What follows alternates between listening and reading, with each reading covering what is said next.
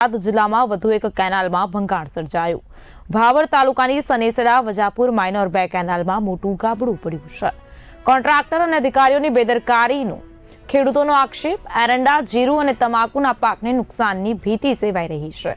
લાખો લીટર પાણી વેડફાતો હોવાનો ખેડૂતો દ્વારા આક્ષેપ કરાયો। બોલો આ 50 વીઘામાં પાણી ભરાઈ ગયો છે। તારી તમાકુ છે ને રાયડો છે ને ઊભો છે કેટલી ભાત તો 5 વર્ષથી કરતા કદાચ કોઈ અમારે કાના લ્યો નથી દીધો। હવે આનો અમારે શું કરવાનું? ચીકીએ સાહેબ કે અમારે દાવ અમારે તો કોઈ સાહેબ નથી આ લાયા છે પાછા ભાઈ એને હવે ફોટા પાડી રહ્યા છે। હવે શું કરે છે? દવા આવો તમે ફોટા પાડો।